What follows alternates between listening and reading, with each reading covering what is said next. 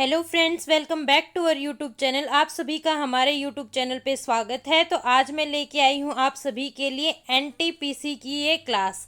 NTPC under graduate जो students अब exam में बैठेंगे उन सभी के लिए ये आपका सेशन रहेगा। देखिए इस क्लास में क्या है, प्रीवियस ईयर क्वेश्चन, जो पहले प्रीवियस ईयर क्वेश्चंस आ चुके हैं एनटीपीसी अंडर ग्रेजुएट वाले एग्जाम में वो सब हैं, और मोस्ट इम्पोर्टेंट क्वेश्चन, ऐसे क्वेश्चन जो अभी आए हैं एग्जाम में, रिसेंट में जो एग्जाम कंडक्ट हुआ है उसमें आए हैं, और जो इस एग्जाम में पूछे जा सकते हैं सिलेबस के अकॉर्डिंग, और मोस्ट इम्पोर्टेंट टॉपिक क्या है और कंसेप्ट्स क्या है वो सारे हम इस सेशन में क्लियर करते हुए चलेंगे। ये हमारा सामान्य विज्ञान का सेशन रहेगा, और जो लोग चैनल पे नए हैं वो प्लीज़ चैनल को सब्सक्राइब कर लीजिएगा ताकि आपको हर एक वीडियो का पता लगता रहे। अब ऐसे ही डेली चैनल पे वीडियो आती रहेंगी हर एक सब्जेक्ट की धीरे धीरे। अब ये साइंस का मैराथन चल रहा है, साइंस के क्वेश्चन हम इसमें कराएंगे। तो चलिए शुरू करते हैं। हमारा पहला प्रश्न क्या है, ये भी आपका PYQ है जैसा कि आप देख पा रहे हैं स्क्रीन पे। तो पहला प्रश्न है, what is the acceleration due to gravity on the moon. Acceleration due to gravity, चंद्रमा का गुरुत्वाकर्षण त्वरण कितना होता है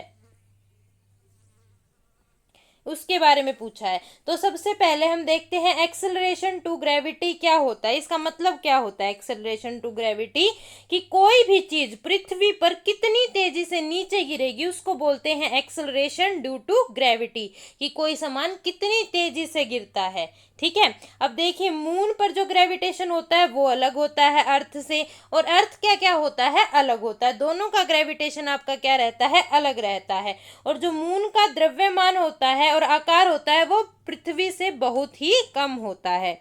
मून का जो द्रव्यमान व आकार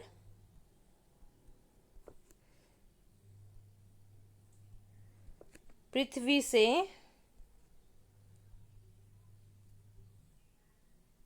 बहुत कम होता है।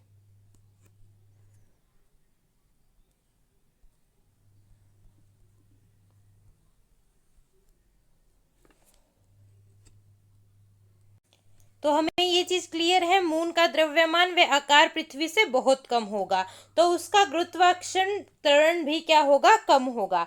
देखिए पृथ्वी पर यह मान कितना रहता है, पृथ्वी पर यह रहता है भाई, पृथ्वी पर रहता है 9.8 मीटर पर सेकेंड, 9.8 मीटर पर सेकेंड स्क्वायर यह रहता है, और चंद्रमा पर यह रहेगा 1.6 मीटर पर सेकेंड, 1.6 मीटर पर सेकेंड प्रति सेकेंड यह आपका मून पर रहेगा। देखिए यानी अगर आप चंद्रमा पर कोई बॉल गिराएंगे, मान लो अगर आप मून पर कोई भी बॉल गिराते हैं तो वह धीरे से गिरेगी, धीरे धीरे गिरेगी, लेकिन अगर पृथ्वी पर आप ऐसा करते हो तो पृथ्वी पे वही बॉल बहुत तेजी से गिरेगी। तो पृथ्वी का आपका क्या रहता है 9.8 मीटर पर सेकेंड स्क्वायर, और आपका चंद्रमा का क्या रहेगा 1.6 मीटर पर स्क्वायर। याद रखने के लिए हम ऐसे याद रख सकते हैं कि चंद्रमा का जो गुरुत्वाकर्षण बल होता है वो पृथ्वी के इस बल का लगभग 1/6 हिस्सा होता है। इस तरह से हम इसको लर्न कर सकते हैं। तो कुल मिला के हम एक बार सारी चीजें फिर से देख लेते हैं।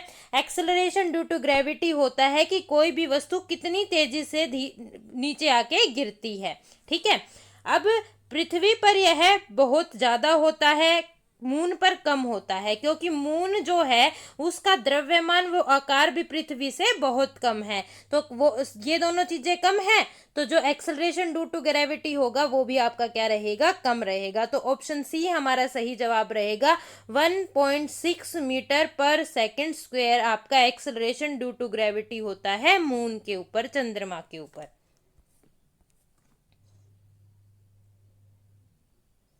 अगला प्रश्न करते हैं, विच of the following statement is correct regarding resolving power of A telescope. दर्शक टेलीस्कोप की रिजोल्विंग पावर के बारे में नीचे दिए गए कौन से कथन सही हैं। सबसे पहले हम देखते हैं कि रिजोल्विंग पावर क्या होती है। मतलब रिजोल्विंग पावर क्या होती है कि दो चीजें हैं, बहुत पास पास है, बहुत पास है, लेकिन उनको हम नेक्ड आई से अलग अलग नहीं देख सकते, उन दोनों के बीच में क्या डिफरेंस है वो पता नहीं लगा सकते, लेकिन हम टेलीस्कोप की मदद से दो बहुत पास पास जो चीजें हैं उनको भी अलग अलग देख सकते हैं, उनको भी अलग अलग पहचान कर सकते हैं। तो ये होती है रिजोल्विंग पावर। जितनी अच्छी रिजोल्विंग पावर होगी उतने ही दो बारीक ऑब्जेक्ट अलग अलग दिखाई देंगे। मान लीजिए दो तारे हैं, हमें पास पास दिख रहे हैं, तो हम टेलीस्कोप की मदद से इनको हमें दिखेंगे कि जैसे ये एक ही है, मान लो ऐसा लगेगा कि जैसे एक है, लेकिन हम टेलीस्कोप की मदद से इन दोनों के बीच की दूरी और कितने दूर दूर हैं, अलग अलग हैं, ये सारी चीजें हम देख सकते हैं। और ये चीजें उतनी ही अच्छी से दिखेगी, उतनी ही क्लियरिटी से दिखेगी जितनी अच्छी आपके टेलीस्कोप की रिजोल्विंग पावर होगी। तो ये होता है रिजोल्विंग पावर कि दो चीजों के बीच, दो चीजों को डिफ्रेंशिएट कर लेना, अलग अलग समझ लेना, अलग अलग देख पाना, ये होती है आपकी रिजोल्विंग पावर।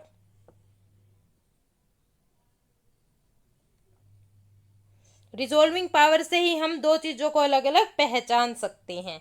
ठीक है, अब देखिए जो आपकी रिजोल्विंग पावर है वो किस चीज पे डिपेंड करती है? ऑब्जेक्टिव लेंस का जो अपर्चर होता है उस पे डिपेंड करेगी। हम सब कुछ लिख लेते हैं।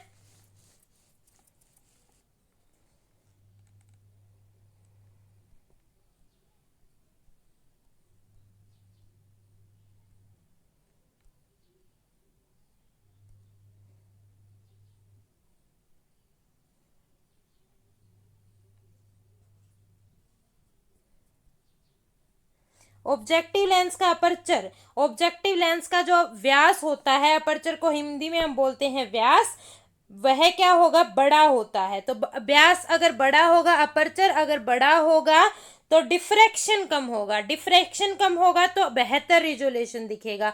जितना आपका ऑब्जेक्टिव लेंस का अपर्चर बड़ा होगा उतना ही क्या होगा? रिजोल्यूशन अच्छा होगा। ठीक है,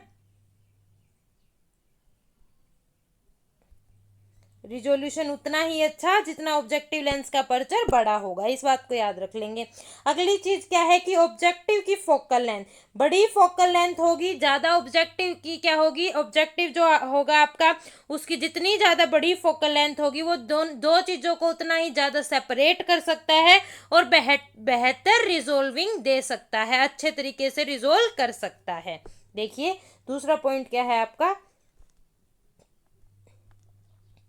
ऑब्जेक्टिव की फोकल लेंथ,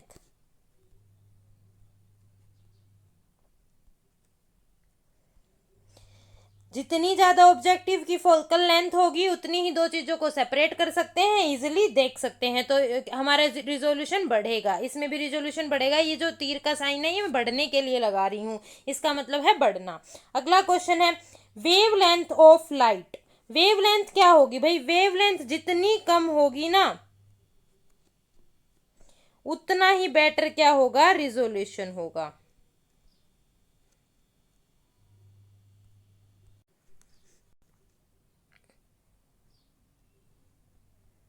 जितनी कम वेवलेंथ उतना बेटर रिजोल्यूशन है।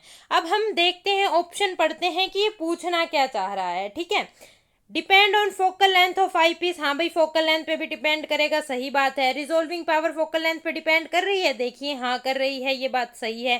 Depend on focal length of objective, हाँ इस पे भी आपकी डिपेंड करती है। आई पीस पे लगभग कुछ ऐसे ज्यादा डिपेंड नहीं करती, आई पीस आपका मैग्निफिकेशन के लिए होता है, लेकिन फोकल लेंथ ऑफ ऑब्जेक्टिव पे यह डिपेंड करती है 101%। Depend on distance between eye piece and objective, yes इस पे भी आपका रिजोल्यूशन पावर डिपेंड करती है। तो हमसे पूछा गया था कि कौन सी स्टेटमेंट सही है। इनमें से दो स्टेटमेंट तो बिल्कुल एक्यूरेट सही हैं, बी और सी। तो हम देखते हैं, दोनों को तो क्लिक कर नहीं सकते, दोनों तो सही नहीं हो सकते, तो हमारा D option more than one of अबो, ऊपर में से दो से ज्यादा, एक से ज्यादा हमारा क्या है? सही आंसर है। तो डी पे हम टिक करेंगे, डी हमारा सही उत्तर होगा। रिजोल्व हमारा रिजोल्विंग पावर का एक बार फॉर्मूला भी देख लेते हैं, ये भी एग्जाम में पूछ लिया जाता है कई बार। Resolving power directly proportional to D by lambda. D आपका क्या है, diameter of objective lens, and lambda आपका वेवलेंथ ऑफ लाइट। तो रिजॉल्विंग पावर तब घटेगी जब वेवलेंथ आपकी क्या होगी, बढ़ेगी। अगर वेवलेंथ ज्यादा है रिजोल्विंग पावर आपकी कम रहेगी, अगर वेवलेंथ कम है तो रिजोल्विंग पावर आपकी ज्यादा रहेगी। Resolving power is inversely proportional to lambda and directly proportional to D, diameter of objective lens.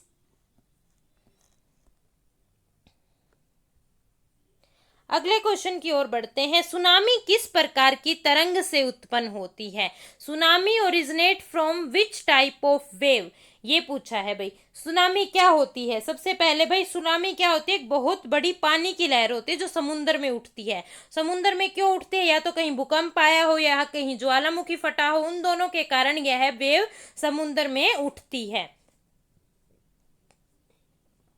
यह एक डिजास्टर के रूप में काम करती है भाई। ये जो वेव है ना, इसको उठने के लिए हमें मीडियम चाहिए। क्या चाहिए? वाटर। और जिस भी चीज को मीडियम चाहिए ट्रेवल करने के लिए उसको हम क्या बोलते हैं? Mechanical wave. क्या बोलेंगे? Mechanical wave.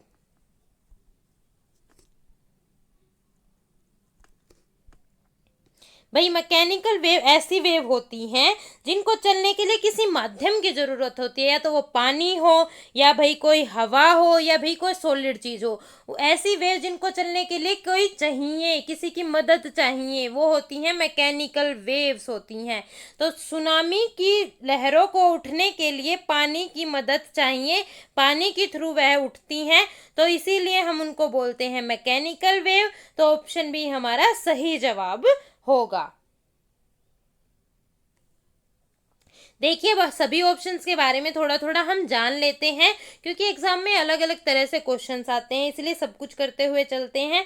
Matter wave. Matter wave भाई क्वांटम फिजिक्स से जुड़ी हुई है। ये एटम और इलेक्ट्रॉन्स के बारे में बताती है, ना कि सुनामी के बारे में। इलेक्ट्रोमैग्नेटिक वेव, यह बिना माध्यम से चल सकती है, किसी भी चीज के माध्यम की जरूरत नहीं होती इनको, मीडियम की जरूरत ना पानी की, ना हवा की, ना ठोस की, किसी की जरूरत नहीं होती, मूव कर सकती हैं जैसे लाइट होती है। साउंड वेव, ये भी आपकी क्या है? मैकेनिकल वेव है, लेकिन यहाँ पे सुनामी के बारे में पूछा गया था और सुनामी जल से रिलेटेड है, आपकी पानी से रिलेटेड है, तो ये तो हम टिक कर नहीं सकते, तो ये ऑप्शन तो हमारा होगा नहीं। तो सीधी सी बात है हमारा मैकेनिकल वेव होगा। लेकिन आपकी साउंड वेव भी एक तरह की मैकेनिकल वेव होती हैं। अगर क्वेश्चन इस तरह से पूछ लिया जाए कि साउंड वेव किस टाइप की वेव होती हैं, तो भाई यह भी आपकी मैकेनिकल वेव होती हैं।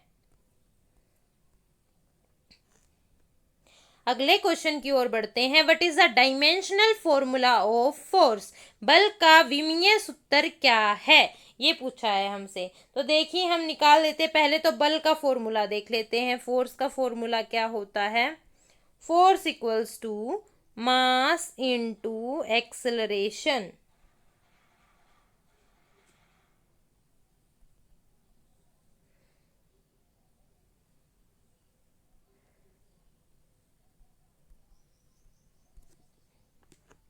देखिए अब हम क्या करते हैं, मास को किससे डिनोट किया जाता है? मास क्या है? हमारा द्रव्यमान। हिंदी में भी यहाँ पे लिख देते हैं।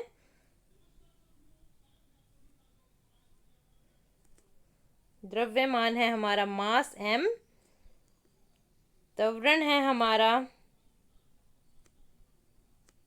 ये हम यहाँ पे लिख भी देती हूँ, mass, and this one is acceleration.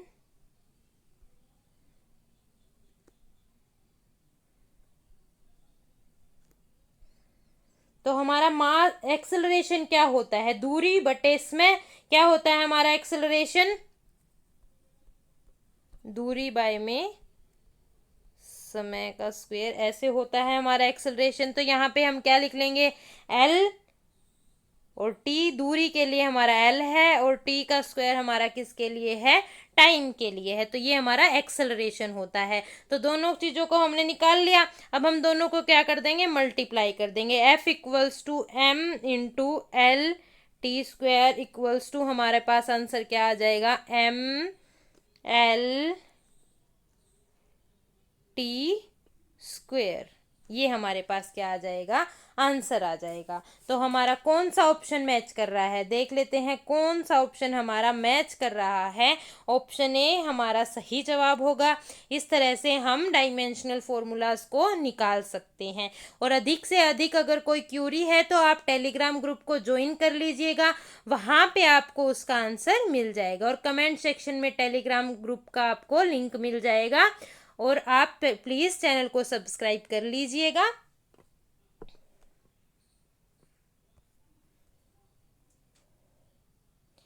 अगला प्रश्न है हमारा, what happen to frequency when a wave enter a new medium. Frequency पे क्या फर्क पड़ता है जब कोई वेव एक न्यू मीडियम में एंटर करती है, तो भाई क्या फर्क पड़ता है, बढ़ती है, घटती है, सेम रहती है या डबल रहती है। जो आपकी फ्रीक्वेंसी है वो सोर्स पर निर्भर नहीं करती, ठीक है, ना कि माध्यम पर, ना तो सोर्स पर निर्भर करेंगे ना माध्यम पर, वो सेम रहती हैं आपकी। क्या रहेंगी, रिमेन सेम। क्या रहती हैं, सेम रहती हैं आपकी। भाई आपकी फ्रीक्वेंसी सेम रहती है, तो ऑप्शन सी हमारा सही उत्तर होगा। ऑप्शन सी हमारा सही जवाब है। देखिए, जब मीडियम चेंज होता है तो स्पीड बढ़ सकती है, घट सकती है, वेवलेंथ बढ़ सकती है, घट सकती है, ये दोनों क्या हो सकती हैं, चेंज हो सकती हैं। लेकिन आपकी जो फ्रीक्वेंसी होती है वो सेम रहेगी। तो हमारा ऑप्शन सी सही जवाब है। अगला प्रश्न है हमारा, which of the following is A vector quantity. इनमें से वेक्टर क्वांटिटी कौन सी है, वर्क, पावर, एनर्जी, डिस्प्लेसमेंट। अभी देखते हैं। सबसे पहले हम देखेंगे कि वेक्टर क्वांटिटी क्या होती है। वेक्टर क्वांटिटी एक ऐसी राशि होती है जो मैग्नीट्यूड के साथ साथ दिशा भी बताए, डायरेक्शन भी बताए। क्या बताए भाई,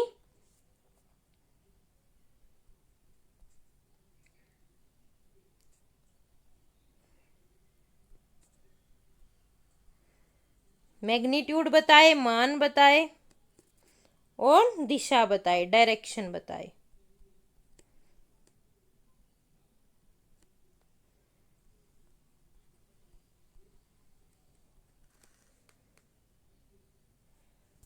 ठीक है भाई, ऐसी क्वांटिटी कौन कौन सी है जो मैग्नीट्यूड भी बताती हैं और दिशा भी बताती हैं। भाई वेलोसिटी है, फोर्स है और डिस्प्लेसमेंट है आपकी। एक होती है आपकी स्केलर क्वांटिटी। स्केलर क्वांटिटी क्या करती है, सिर्फ मान के बारे में बताती हैं, सिर्फ आपके मैग्नीट्यूड के बारे में बताती हैं। किसके बारे में बताएंगी, मैग्नीट्यूड के बारे में। जैसे कि आपके कौन कौन सी होती हैं स्केलर क्वांटिटी, लिख लीजिएगा। आपकी क्या होती हैं, डिस्टेंस, वर्क और आपकी एनर्जी एंड पावर, ये आपकी स्केलर क्वांटिटी होती हैं। तो अभी मैंने बता दिया, distance, work, energy and power आपकी क्या है, स्केलर क्वांटिटी। तो वर्क भी नहीं है, पावर भी नहीं है, एनर्जी भी नहीं है, ये सारी आपकी क्या है, स्केलर हैं। क्या है, स्केलर क्वांटिटी है। और डिस्प्लेसमेंट आपकी क्या है, वेक्टर क्वांटिटी है। तो ऑप्शन डी हमारा सही जवाब होगा।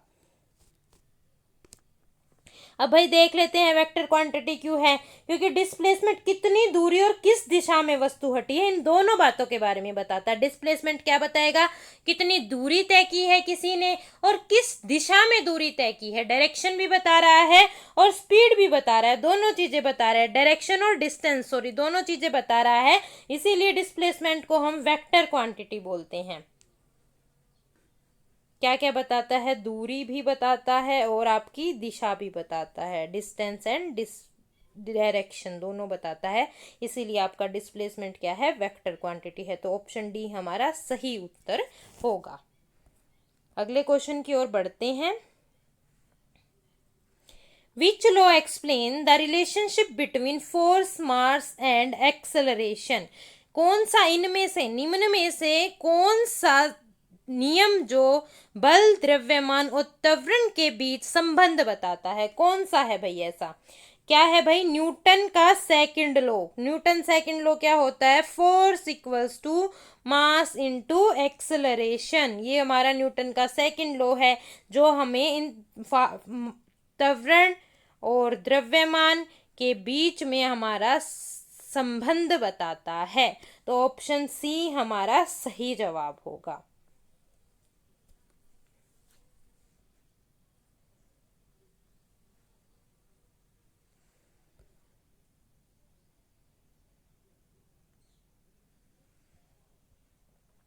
अगला प्रश्न देखते हैं, ढाडी बनाने में शीशे में किस प्रकार का दर्पण प्रयोग किया जाता है। किस तरह का दर्पण प्रयोग किया जाएगा। ठीक है, सबसे पहले हम ये इमेज देख लेते हैं। इस इमेज में हम समझेंगे कि कौन सा मिरर किस तरह की काम करता है, कैसी इमेज बनाता है, उसके बारे में हम समझ लेंगे। ठीक है,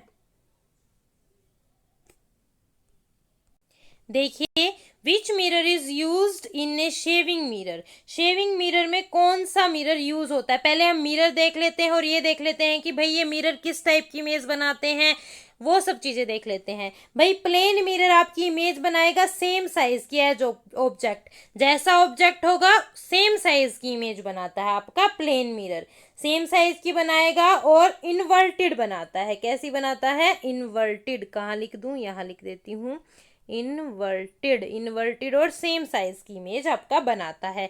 ये मिरर दिखाई दे रहा है, ये मिरर कौन सा मिरर है, ये मिरर बाथरूम की दीवारों पे जो हम लगाते हैं और हम जो नॉर्मल घर में लगाते हैं वो मिरर है। तो यह सेम जैसे हम हैं हमें वैसा ही दिखाता है और हमारी इन्वर्टेड इमेज बनाता है। जो हमारा सीधा हाथ है वो मिरर में उल्टा दिखेगा, जो उल्टा है वो सीधा दिखेगा। इस तरह की हमारी इमेज बनाते हैं।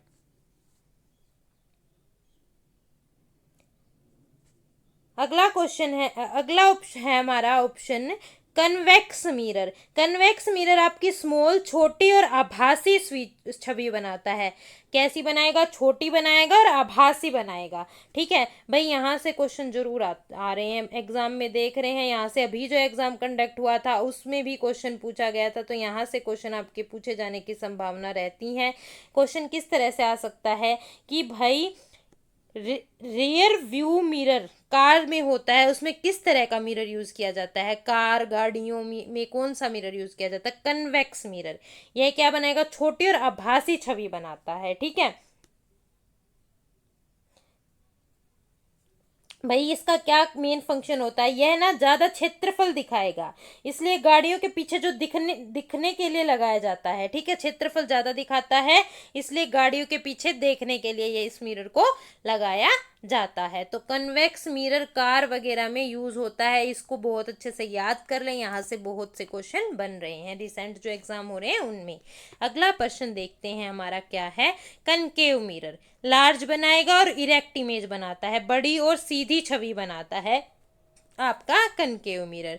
सिलेंड्रिकल मिरर ये बनाएगा curved and one direction only, केवल एक दिशा में मुड़ी हुई इमेज बनाता है। ठीक है, तो यहाँ पे दिखाया गया है विच mirror is used in shaving mirror, concave mirror. क्योंकि भाई कनकेव मिरर क्या कर देता है, बड़ा दिखाता है, बड़ा बड़ा दिखाता है और क्लियर इमेज दिखाता है, सीधी और बड़ी बड़ी इमेज दिखाता है, इसलिए शेविंग में यूज की जाती है ताकि कट वगैरह ना लगे।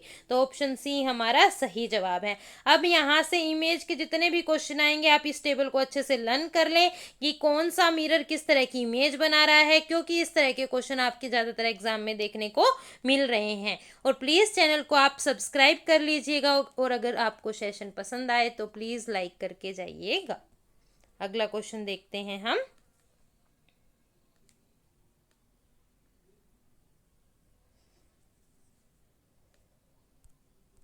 देखिए, what happen to the weight of an object at the equator compare to पोल।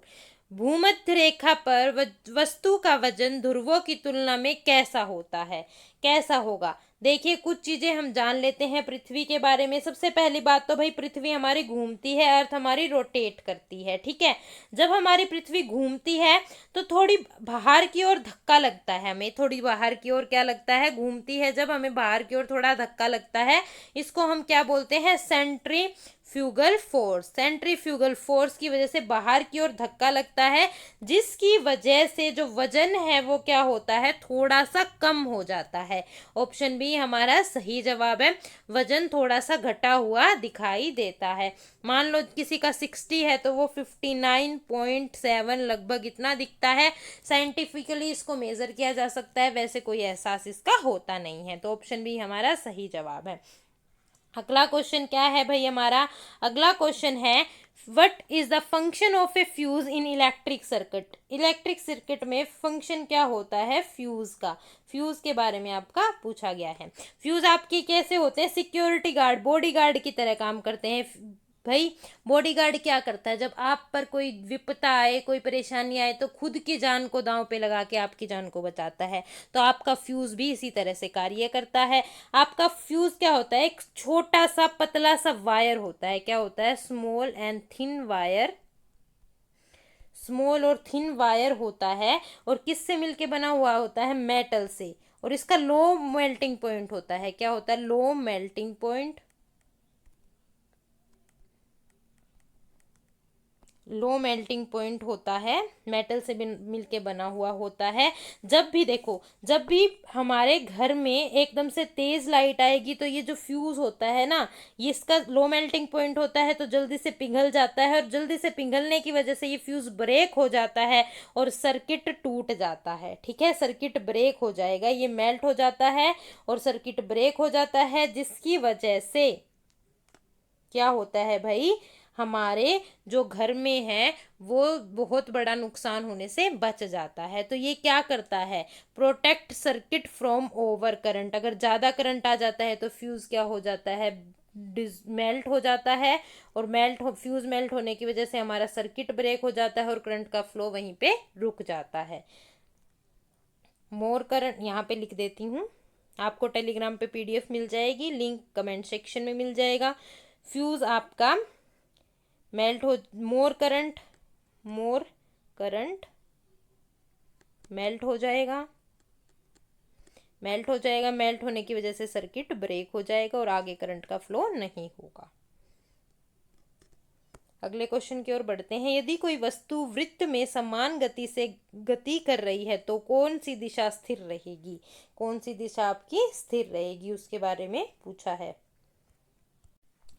देखिए, जब कोई वस्तु आपकी वृत्तकार घूमार्ग में घूम रही है समान स्पीड से, ठीक है, सर्कल में घूम रही है समान स्पीड से, एक तरह की स्पीड से सर्कल में घूम रही है, तो क्या होता है भाई, उसकी स्पीड क्या रहती है, बराबर रहती है। लेकिन जब वो एक चीज, यहाँ मान लो आप ये पार्क मान लो, आप पार्क में घूमने गए हो, ये पार्क है, आप यहाँ खड़े हो, आप यहाँ से यहाँ ऐसे चक्कर लगाते हो, यहाँ पे हर पॉइंट पे आप टर्न कर रहे हो, हर पॉइंट पे आपकी दिशा चेंज हो रही है, क्या दिशा चेंज होती है, लेकिन स्पीड आपकी सेम रहती है। ठीक है, तो वेग क्या होता है, गति प्लस दिशा। वेग क्या होता है हमारा, गति प्लस दिशा।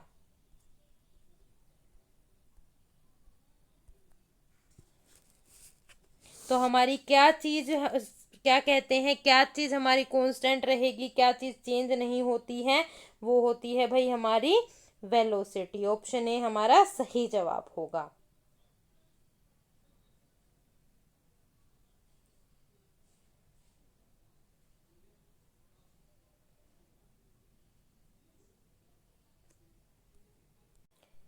देखिए, हमारा थोड़ा सा मिस्टेक हो गया है, हम एक बार दोबारा से इस चीज को देख लेते हैं अच्छे से। इसने पूछा था क्वेश्चन में कि व्हाट रिमेन कांस्टेंट, कांस्टेंट आपका क्या रहता है।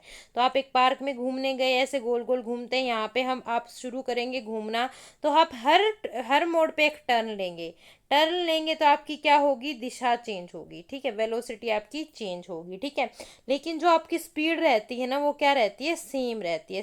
सेम स्पीड से आप क्या करते हैं, मूव करते हैं, गति हमेशा समान रहती है जब आप सर्कुलर पाथ पे मूव करते हैं। तो हमारा ऑप्शन बी सही जवाब होगा, गति सेम रहेगी। फिर से अच्छे से क्वेश्चन को अच्छे से ध्यान से पढ़ लिया हमने, अब देखते हैं हमारा आंसर क्या आ गया, स्पीड। हमारी स्पीड हमेशा सही रहेगी, सेम रहेगी, सॉरी, सेम रहती है हमारी स्पीड। एक्सेलरेशन क्या होता है भाई? एक्सेलरेशन हमारा सर्कुलर मोशन में डिपेंड करता है, ठीक है। एक्सेलरेशन का मैग्नीट्यूड भी सेम रहता है, आपका डायरेक्शन भाई चेंज हो रही है कॉन्स्टेंटली टर्न के अकॉर्डिंग, नॉट कॉन्स्टेंट, बट हम डायरेक्शन को यहाँ पे लेकर नहीं, हमारा क्या रहेगा, ये डायरेक्शन भी हमारी क्या रहेगी, नॉट कॉन्स्टेंट। हम लिख लेते हैं ताकि हमें अच्छे से समझ में आ जाए, थोड़े बहुत ही कंफ्यूजिंग क्वेश्चन होते हैं। नॉट कॉन्स्टेंट, एक्सेलरेशन भी आपका नॉट कॉन्स्टेंट, आपकी वेलोसिटी भी नॉट कांस्टेंट। तो पूछा हमसे क्या था, कांस्टेंट, तो स्पीड आपकी कांस्टेंट रहेगी। कांस्टेंट चेंज मतलब जो चेंज ना हो। अगले प्रश्न की ओर बढ़ते हैं। अगर आपको कोई भी डाउट आए तो आप कमेंट सेक्शन में अपना डाउट डाल दीजिएगा और हमसे क्वेश्चन पूछ लीजिएगा, वहाँ पे आपको हर एक कमेंट का आंसर मिल जाएगा। अगला प्रश्न है, सरल विद्युत परिपथ में धारा की दिशा क्या होती है? What is the direction of current in a simple electric circuit?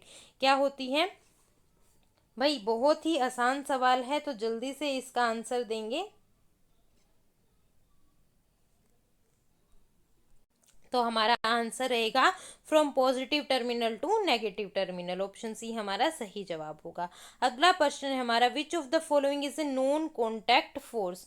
Non contact force कौन सी फोर्स होती है जो दो वस्तुओं के आपस में एक दूसरे के कॉन्टैक्ट में नहीं आने से होती है? इसमें कॉन्टैक्ट में आना जरूरी नहीं होता है, तो भाई हमारा ऑप्शन ए सही जवाब होगा। फ्रिक्शन एक ऐसी फोर्स होती है जो नॉन कॉन्टैक्ट फोर्स आपकी होती है, ठीक है।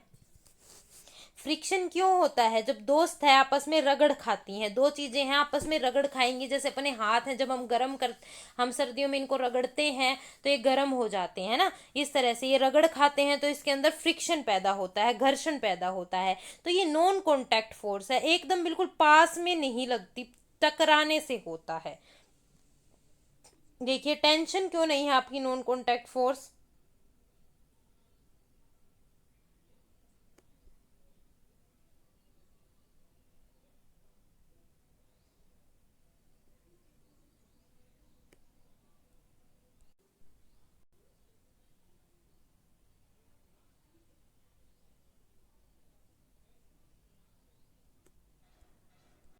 देखिए आपका क्वेश्चन में कुछ इस तरह पूछा गया है कि भाई कांटेक्ट फोर्स कौन सी है, कांटेक्ट फोर्स के बारे में। तो कांटेक्ट फोर्स हमारी क्या रहेगी? फ्रिक्शन रहेगी। फ्रिक्शन हमारे दो चीजों की सतह के बीच में रगड़ने की वजह से होती है, आपस में रगड़ी जाएंगी तो ही आपका क्या होगा, फ्रिक्शन पैदा होगा। थोड़ा सा वो हो गया कंफ्यूजन। तो देखिए हमारा क्वेश्चन में कंफ्यूजन था, क्वेश्चन हमारा पूछा क्या गया था, एक्चुअली शिफ्ट में पूछा गया था कि फॉलोइंग में से कौन सा कॉन्टैक्ट फोर्स है? तो कॉन्टैक्ट फोर्स हमारी फ्रिक्शन रहेगी, ऑप्शन ए हमारा सही जवाब रहेगा, ठीक है। टेंशन क्या होती है? नॉन कॉन्टैक्ट फोर्स होती है। नॉन कॉन्टैक्ट फोर्स क्यों होती है हमारी टेंशन? देख लेते हैं हम इसके बारे में। भाई टेंशन किसकी वजह से होती है? तनाव बल किसी खींची हुई रस्सी या धागे से लगता है। किसी रस्सी को खींच देना या धागे को खींच देना, उससे टेंशन होता है। तो उसमें दो चीजों का आपस में आना, तो पास पास में आना तो जरूरी है नहीं, तो ये क्या होगी, नॉन कॉन्टैक्ट फोर्स हो गई हमारी, नॉन कॉन्टैक्ट फोर्स। थोड़ा सा क्वेश्चन की लैंग्वेज में मतलब ये इशू आ गया। क्वेश्चन आपका ये पूछा गया था कॉन्टैक्ट फोर्स के बारे में। ग्रेविटेशनल फोर्स क्या होता है? जब कोई वस्तु पृथ्वी अपनी तरफ वस्तु को खींचती है, नीचे रख खींचती है, तो इसमें भी जरूरी नहीं है कि पृथ्वी और वस्तु बिल्कुल ही चिपकी हुई हो, है ना, ऊपर से कोई चीज गिरेगी वो पृथ्वी उसको भी अपनी तरफ खींच लेगी बिना छुए, तो ये भी क्या होगी, आपकी नॉन कॉन्टैक्ट फोर्स हो गई।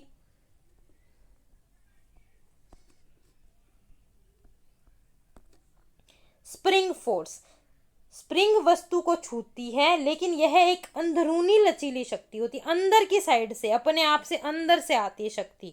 और भाई ये सीधी रगड़ नहीं खाती है, स्प्रिंग फोर्स में कभी सीधा कांटेक्ट नहीं होगा, इसीलिए इसको भी हम नॉन कांटेक्ट फोर्स ही बोलेंगे। भाई आपस में एक दूसरे के पास बिना आए जो भी फोर्स बल लगता है उसको हम बोलते हैं नॉन कांटेक्ट फोर्स, और जो बल पास में आने से लगता है उसको हम बोलेंगे कांटेक्ट फोर्स। तो हमारा फ्रिक्शन, दो चीजें जब आपस में टकराएंगी, पास में आएंगी, तभी फ्रिक्शन आपका होता है। तो ऑप्शन ए हमारा सही जवाब है। अगला प्रश्न देखते हैं हम, क्या है, what is the formula of potential energy? Potential energy सबसे पहले आपकी क्या होती है? ये भाई कोई भी ऑब्जेक्ट अगर स्टेटिक्स और नॉर्मल कंडीशन में है तो उसको उसमें क्या होती है? पोटेंशियल एनर्जी होती है, स्टोर्ड एनर्जी भी इसको हम बोल सकते हैं। और काइनेटिक एनर्जी क्या होती है? आपकी मूविंग ऑब्जेक्ट के अंदर, जो ऑब्जेक्ट आपका मोशन में होता है उसमें आपकी काइनेटिक एनर्जी होती है। तो what is the formula of potential energy? Potential energy का आपका फॉर्मूला होता है P E equals to M into G into H. M हमारा क्या है? Mass of object. जी क्या है? हमारी acceleration due to gravity. G हमारा क्या है? Acceleration due to gravity.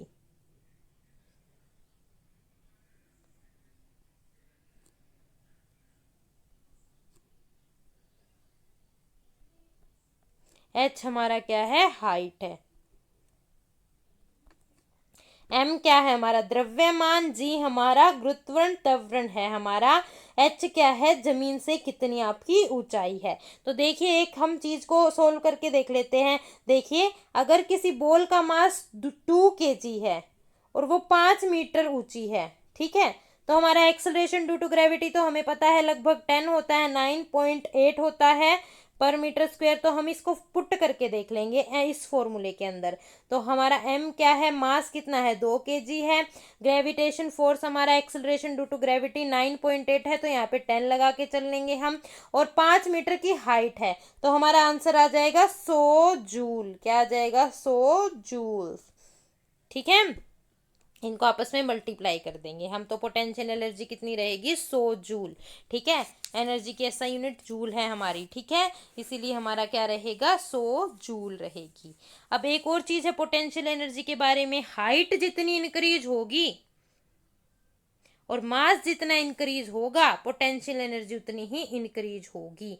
Directly proportional है। पोटेंशियल एनर्जी आपकी इंक्रीज होगी जब आपका हाइट इंक्रीज होगी और आपकी मास जो है आपका वो इंक्रीज होगा, तो आपकी पोटेंशियल एनर्जी भी इंक्रीज होगी। अगला प्रश्न देखते हैं। What is the formula of pressure? Pressure का फॉर्मूला आपका क्या है? P equals to force by A, area.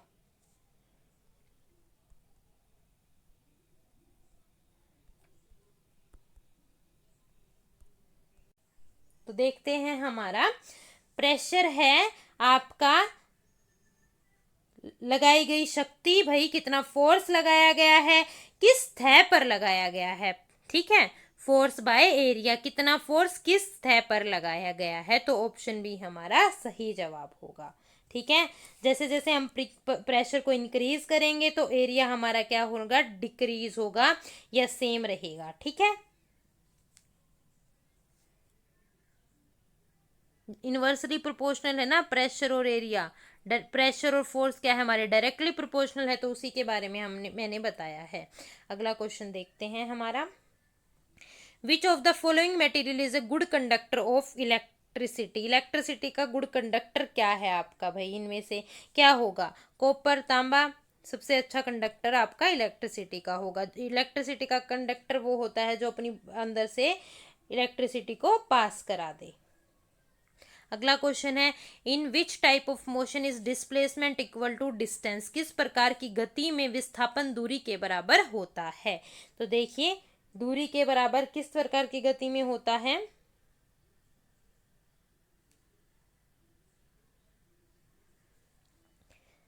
Linear motion के अंदर। किसके अंदर? लीनियर मोशन के अंदर। ठीक है, जब कोई वस्तु सीधी रेखा में चलेगी ना, तो जब वापस नहीं मुड़े तो उसकी दूरी और उसका डिस्प्लेसमेंट दोनों सेम रहता है। जैसे कोई वस्तु सीधी सीधी चली और ये इसकी दूरी भी और इसका डिस्प्लेसमेंट भी क्या रहता है? सेम रहता है, क्योंकि उसने कोई मोड़ तोड़ कुछ भी नहीं आया, दूरी भी सेम रहेगी और डिस्प्लेसमेंट भी आपका क्या रहेगा? सेम रहता है।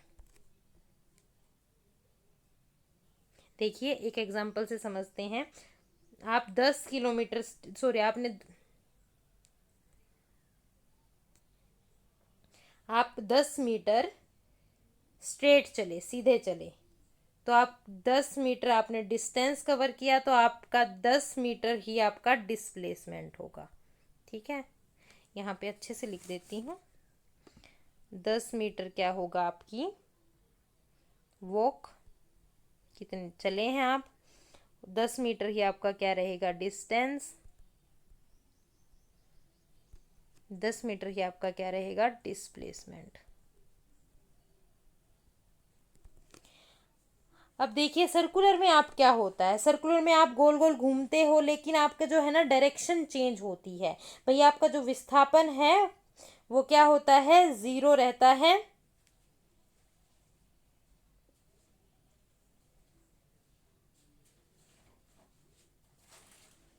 ठीक है, सेम नहीं रहेगा, 0 रहेगा, सेम नहीं होता है सर्कुलर में भी आपका। जिगजैग में आपका क्या नहीं रहेगा, सेम नहीं रहेगा। ओसिलेटरी में भी आपका सेम नहीं रहेगा। ठीक है, इन सब में आपका सेम नहीं रहता है, सिर्फ लीनियर मोशन में आपका सेम रहेगा। तो ऑप्शन सी हमारा सही जवाब होगा। अगला क्वेश्चन है हमारा, which quantity is conserved in a collision, collision के अंदर कौन सी क्वांटिटी कंजर्व्ड होती है, momentum. Law of conservation of momentum भी इसको बोला जाता है, law of conservation of momentum.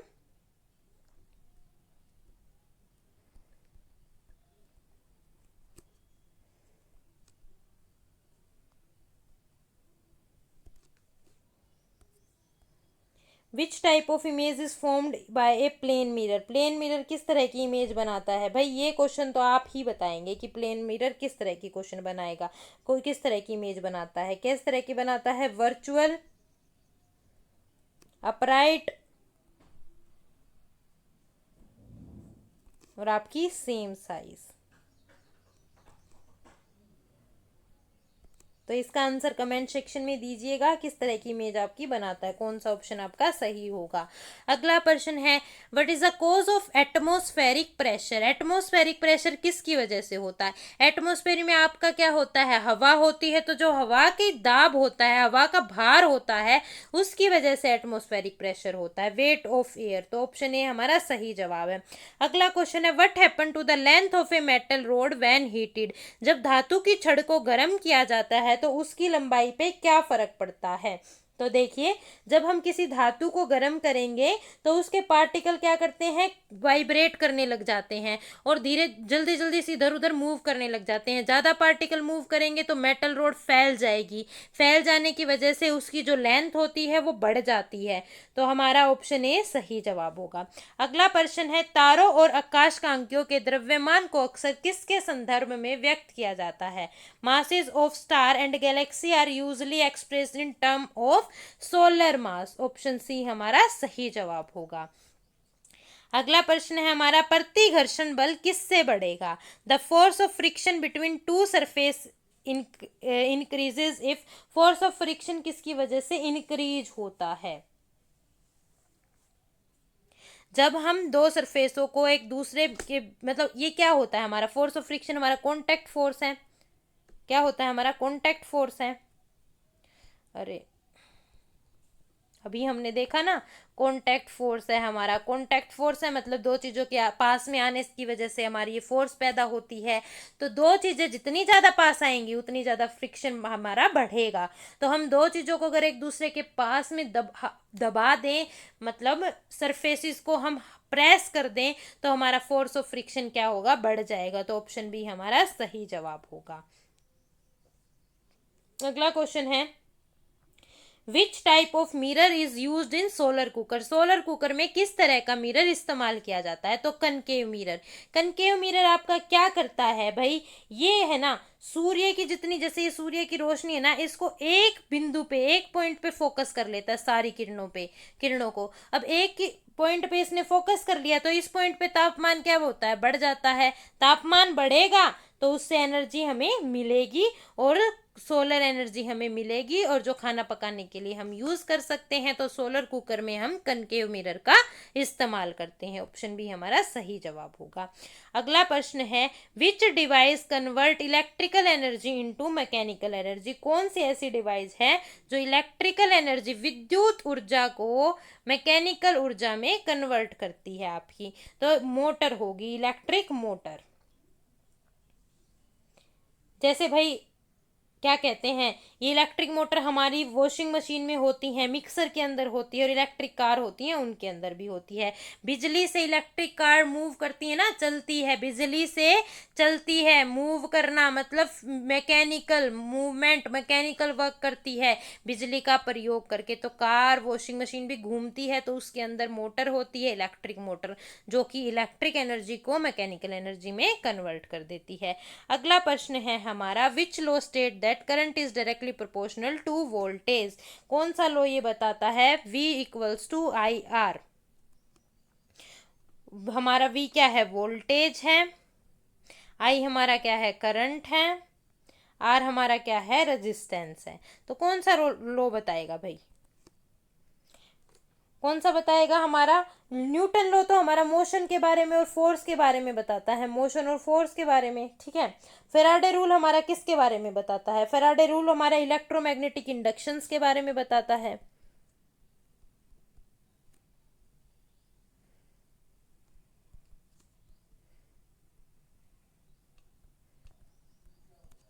Ohms लो बताएगा हमारा, V equals to I R. तो यह सही है।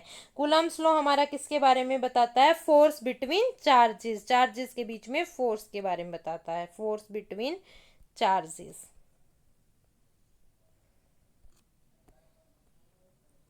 अगला प्रश्न है हमारा, what is the effect of increase temperature on resistance of a wire. Increase temperature का क्या फर्क पड़ेगा वायर के ऊपर, क्या होगा भाई, इंक्रीज हो जाएगा, वायर बढ़ जाएगा, क्योंकि पार्टिकल्स मूव करेंगे, वाइब्रेट करेंगे तो फैल जाएंगे, फैल जाने से क्या होगा, बढ़ जाएगा वायर। अगला क्वेश्चन है, the full form of LED. LED की फुल फॉर्म हमारी क्या है, light emitting diode. Option B हमारा सही जवाब होगा। अगला प्रश्न हमारा, विच ब्लॉक एलिमेंट है both metal and non metal. तो हमारा उत्तर है P block element. P block element हमारे मेटल्स होते हैं इसके अंदर, जैसे एल्यूमिनियम।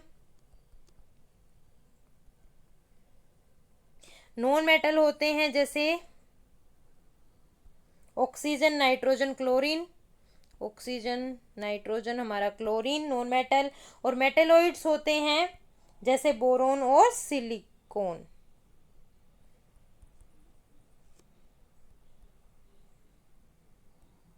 बोरोन और सिलिकॉन। तो हमारा ऑप्शन सी सही जवाब है। इसके अंदर मेटल भी होते हैं, नॉन मेटल भी होते हैं। यहाँ अगर मेटेलॉइड भी पूछ लिया जाए तो भी पी ब्लॉक एलिमेंट आपका होगा, आंसर सही जवाब होगा। अब भाई एस ब्लॉक में क्या होते हैं, एस ब्लॉक में आपकी हाईली रिएक्टिव मेटल्स होते हैं, जैसे सोडियम हो गया, पोटाशियम हो गया। इसमें आपका क्या होता है, सोडियम होते हैं, पोटाशियम होते हैं, हाईली रिएक्टिव मेटीरियल्स जो होते हैं वो एस ब्लॉक में होते हैं। डी ब्लॉक आपके ट्रांजिशन एलिमेंट होते हैं।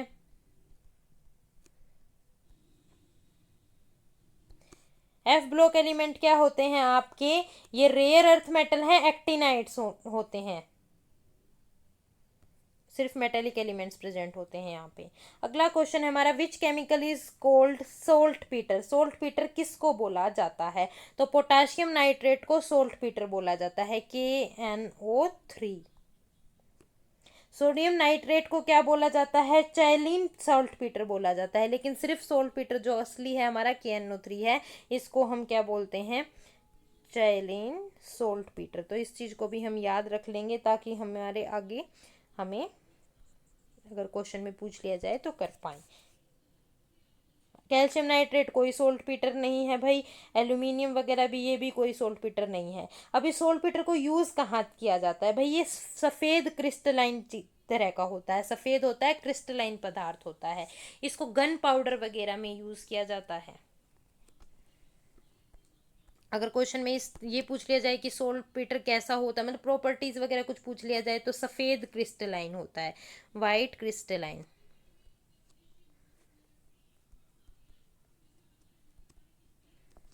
ऑप्शन बी हमारा सही जवाब है। अगला क्वेश्चन है, with which of the following are hypoglycaemia and hypoglycaemia related.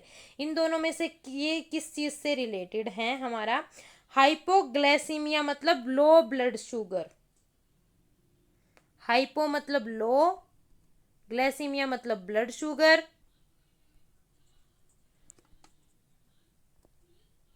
Hyper glycaemia मतलब हाई, हाइपर मतलब हाई, जैसे हाई हो जाते हैं ना, ग्लाइसीमिया ब्लड शुगर। तो ये दोनों चीजें ब्लड शुगर से हमारी रिलेटेड है, तो ऑप्शन बी हमारा सही जवाब होगा। अगला क्वेश्चन है, plant that grow in highly salted soil are called, क्या बोलेंगे उन्हें? हेलोफाइट बोलेंगे। क्या बोलेंगे? हेलोफाइट। ये खारी मिट्टी में उगते हैं भाई। जीरोफाइट कहाँ उगते हैं? डेजर्ट वगैरह में, सूखी जगह पे। मीजोफाइट जो सामान्य मिट्टी होती है ना, जो हमारे पास होती है आसपास, जो सामान्य मिट्टी होती है उसमें उगते हैं। थैलोफाइट जो होते हैं ये प्रिमिटिव प्लांट है, जैसे कि हमारा एल्गी और फंगी।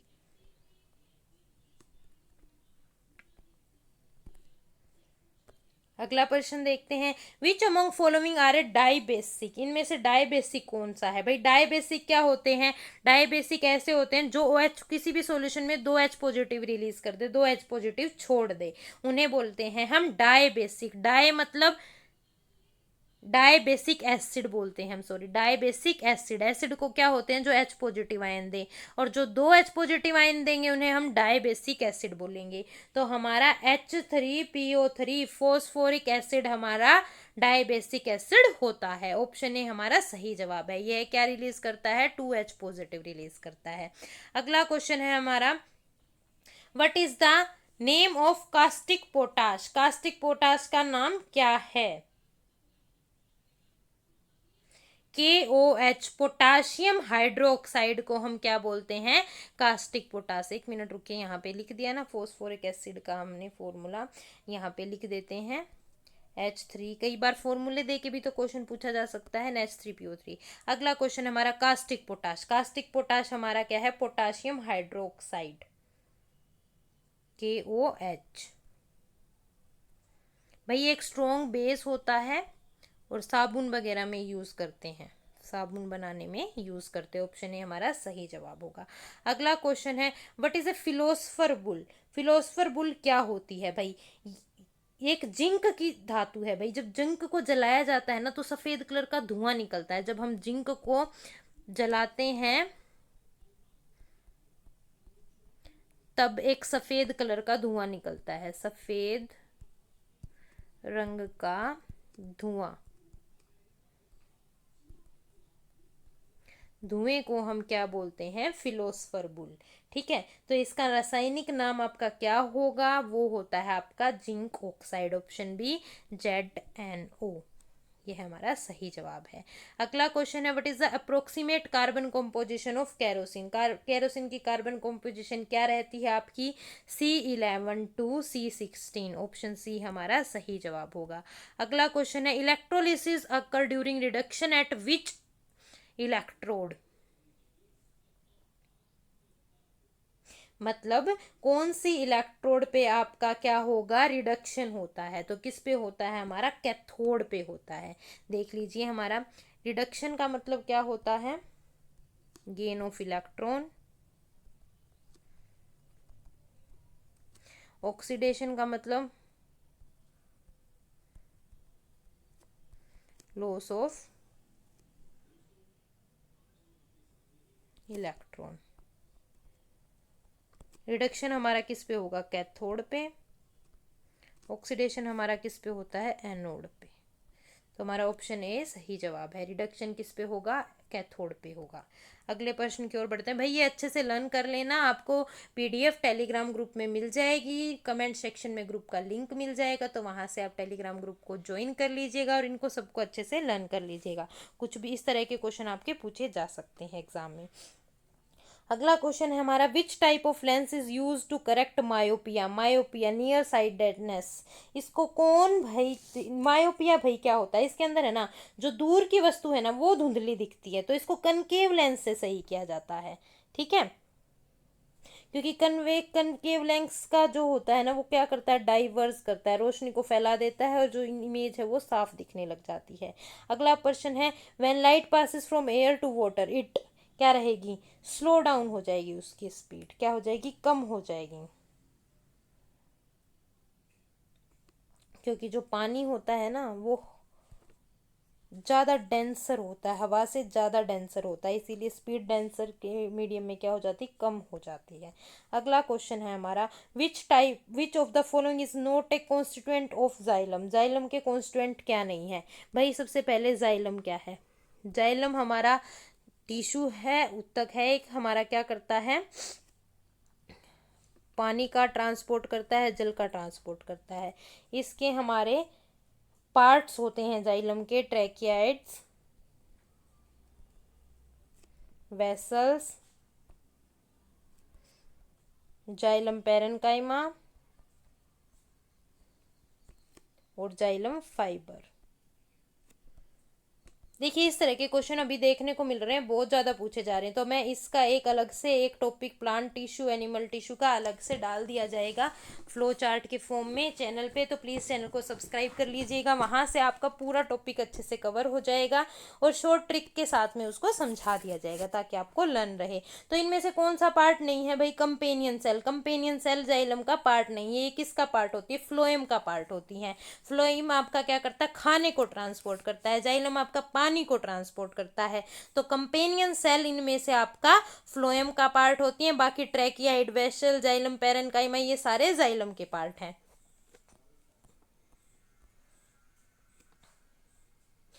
ब्लड प्लेटलेट्स को क्या बोलते हैं भाई? थ्रोम्बोसाइट्स बोलते हैं। ऑप्शन ए बी हमारा सही जवाब है। Which part of A neuron acquire information? कौन सा पार्ट है जो न्यूरॉन्स का वो एक्वायर करता है इंफॉर्मेशन को? सबसे पहले हम न्यूरॉन के स्ट्रक्चर को समझ लेते हैं। ये एक न्यूरॉन की टिपिकल स्ट्रक्चर है।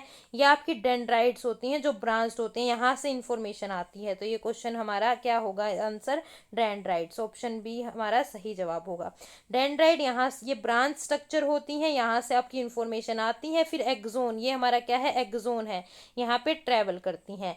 इसके अंदर हमारा एक सेल बॉडी होती है, न्यूक्लियस प्रेजेंट होता है। ये हमारी स्वाम सेल है। माइलिन शीट, नोड ऑफ रेनवीयर, ये बीच में जो रास्ता है ये हमारा नोड ऑफ रेनवीयर होता है। ये जो बाहर से ये जो आउटर लेयर है ये हमारी मेलेनिन शीट होती है।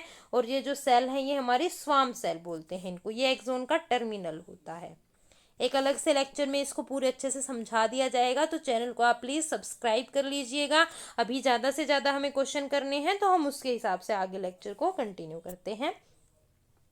अगला प्रश्न है, मानव रक्त का सामान्य पीएच क्या होता है? 7.4 मानव रक्त का सामान्य पीएच होता है।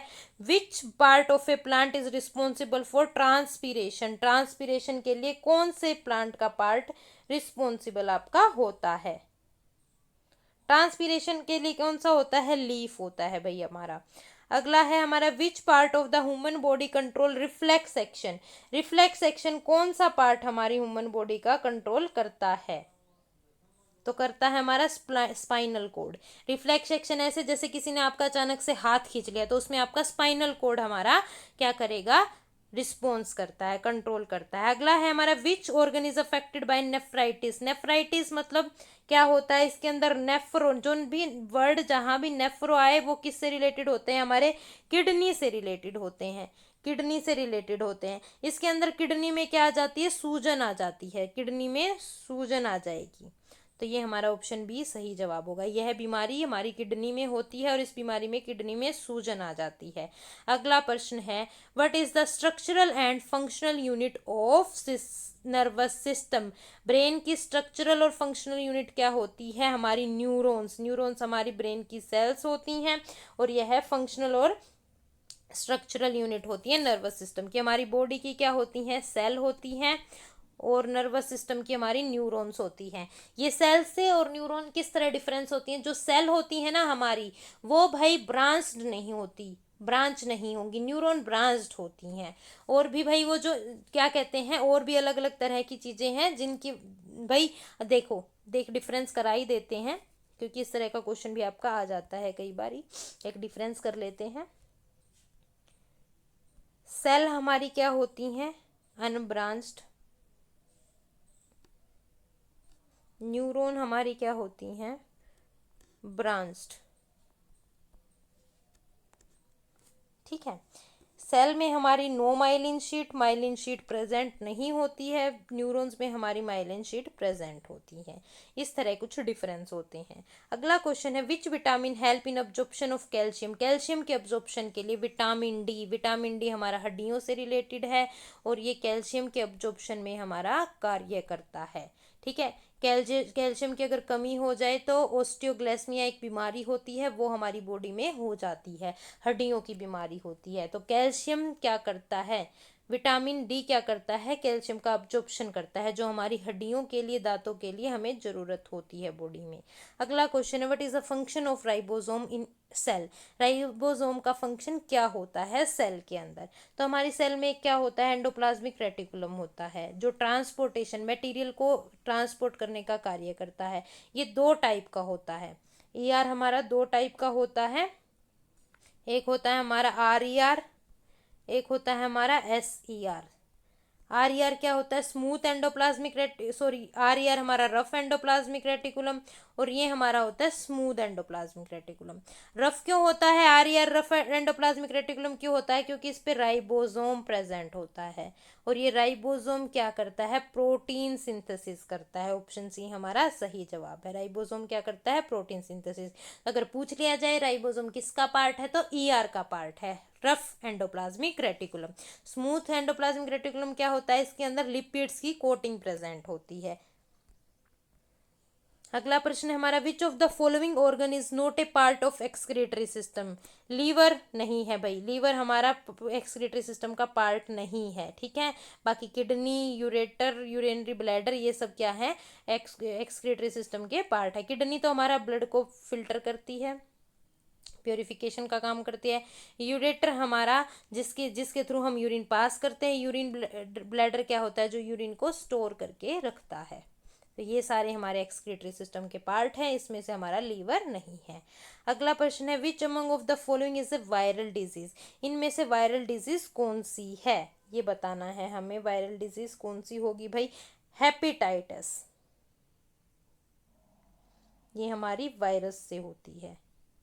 जो वायरस से होने वाली डिजीज होती है वायरल डिजीज होती है। बाकी कोलेरा, टाइफाइड एंड ट्यूबरक्लोसिस ये हमारी बैक्टीरिया से होती है, ये सारी बैक्टीरियल डिजीज हैं।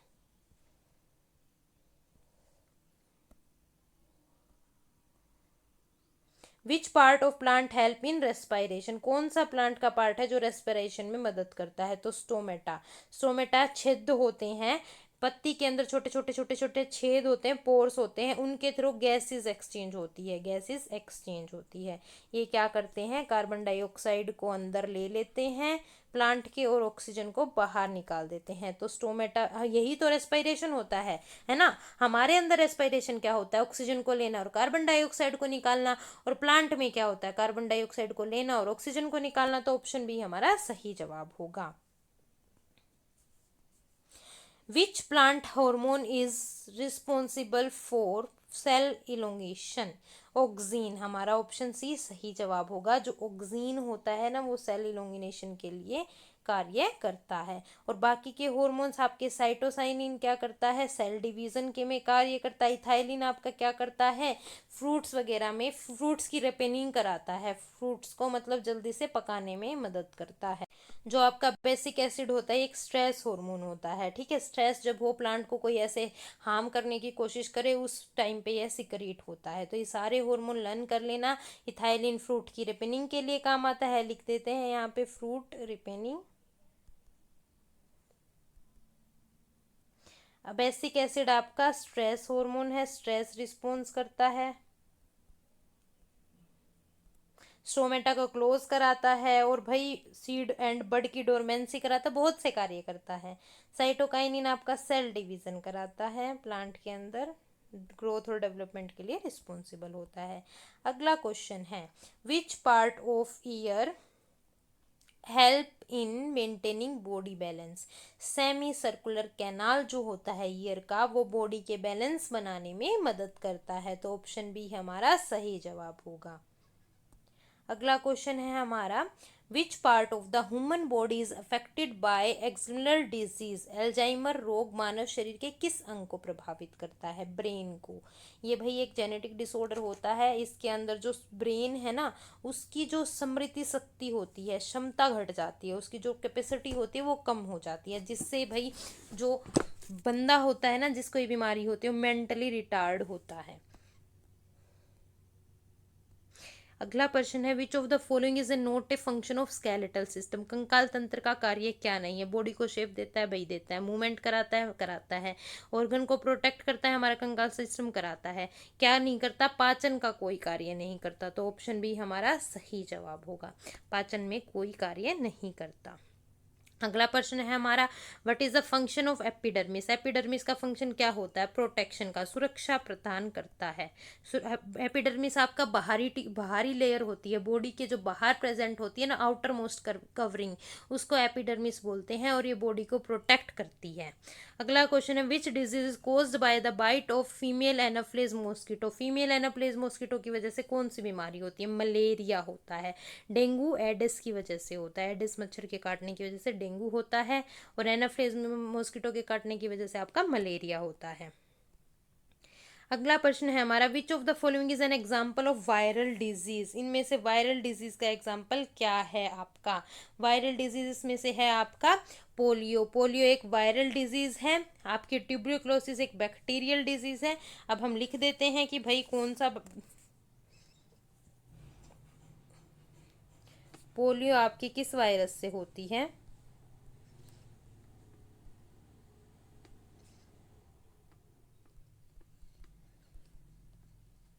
पाइक्रोवायराइडी एक वायरस होता है जिसकी वजह से पोलियो होती है। भाई यह है ना सीधा पैरालिसिस का कारण बनती है। पोलियो है ना बच्चों में भाई पैरालिसिस कर देती है, ये सीधा हमारी बॉडी की नसों पे हमला करती है।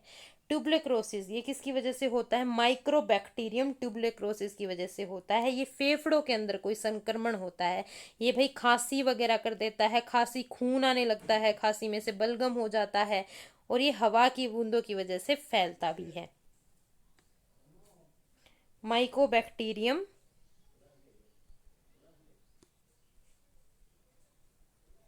ट्यूबरक्लोसिस। टाइफाइड किसकी वजह से होता है? सल्मोनेला टाइफी, ये बैक्टीरिया होता है, इसकी वजह से आपका टाइफाइड होता है। जिस टाइफाइड में क्या होता है? आपका तेज बुखार हो सकता है, डायरिया हो सकता है, कॉन्स्टिपेशन हो सकती है। ये भाई खराब पानी और खराब खाने से फैलता है। मलेरिया आपका किसकी वजह से फैलता है? भाई ये मलेरिया तो आपका अभी पढ़ा है हमने, मच्छर की वजह से। एनाफ्लेज मच्छर प्लाज्मोडियम की एक स्पीसीज है, उसकी वजह से आपका मलेरिया होता है। तो ये क्या क्या बीमारी है, वायरस कौन सा है, कौन सी बैक्टीरिया से होती है, ये इंपॉर्टेंट है। इस तरह के एग्जाम में क्वेश्चन आने की संभावना ज़्यादा से ज़्यादा आपकी रहती है।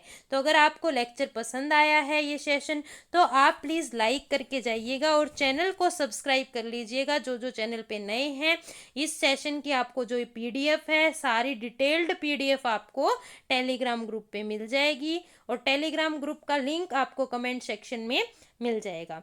तो जो लोग चैनल पे नए हैं प्लीज़ चैनल को सब्सक्राइब कर लीजिएगा। एग्ज़ाम तक डेली आपकी क्लासेस आती रहेंगी, और मोस्टली आपके पीवाईक्यू और ऐसे टॉपिक जिनकी संभावना ज़्यादा है एग्ज़ाम में आने की, उनको कवर करा दिया जाएगा क्लासेस में।